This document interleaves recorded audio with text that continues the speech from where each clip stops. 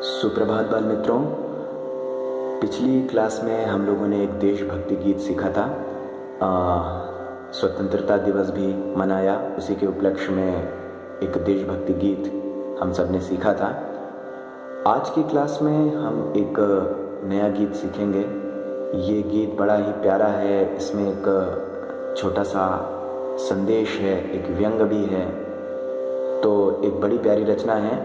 इस गीत के गीतकार हैं जावेद अख्तर साहब। तो आइए सबसे पहले हम ये गीत नोट कर लेते हैं।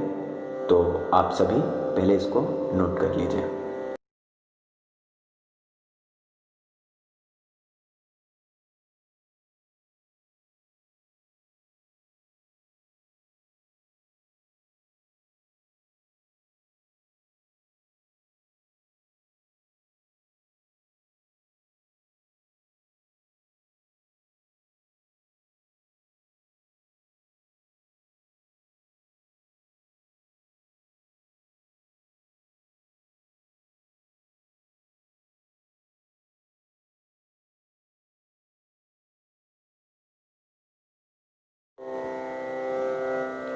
गीत की पहली लाइन है, एक हमारी और एक उनकी, मुल्क में है आवाज़ें दो।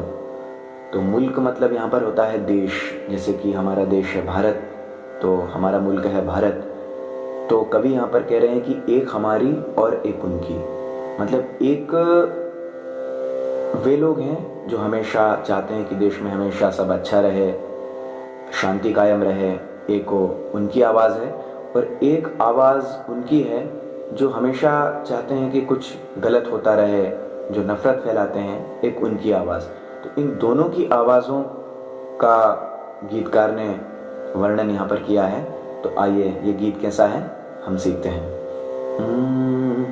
एक हमारी और एक उनकी, एक हमारी और एक उनकी, मुल्क में है आवाज़ें दो, अब तुम पर है कौन सी तुम, आवाज़ सुनो तुम सच मानो।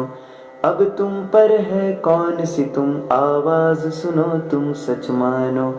एक हमारी और एक उनकी, हम कहते हैं जाति धर्म से इंसान की पहचान गलत, हम कहते हैं जाति धर्म से इंसान की पहचान गलत, वो कहते हैं सारे इंसान एक है ऐलान गलत। एक हमारी और एक उनकी,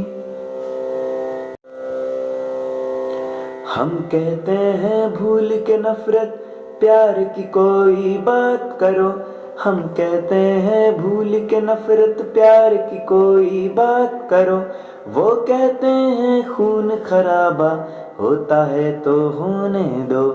एक हमारी और एक उनकी, एक हमारी और एक उनकी, हम कहते हैं इंसानों में इंसानों से प्यार रहे, हम कहते हैं इंसानों में इंसानों से प्यार रहे, वो कहते हैं हाथों में त्रिशूल रहे तलवार रहे।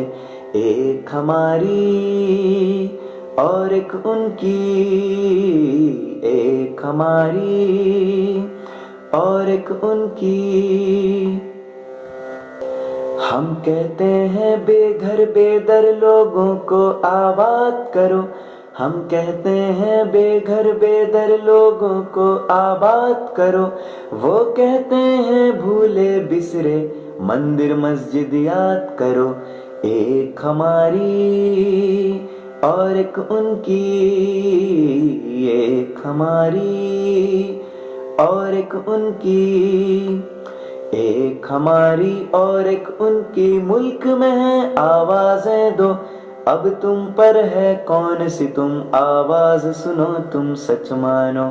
अब तुम पर है कौन सी तुम, आवाज़ सुनो तुम सच मानो।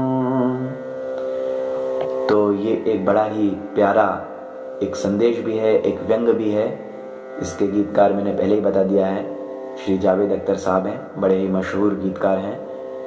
तो इस गीत को आप सभी लोग सीखिए, इसको पहले लिख लीजिए, फिर इसकी ट्यून जो मैं गा रहा हूँ इसको सभी याद कर लीजिए, और इसमें जो संदेश छुपा है इस संदेश को समझने का प्रयास करें। और अगर कोई भी समस्या आ रही है, कुछ शब्द उसका मीनिंग समझ में नहीं आ रहा है, तो आप मुझसे पूछ सकते हैं और इस गीत को तैयार करें और फिर मुझे सुनाएं।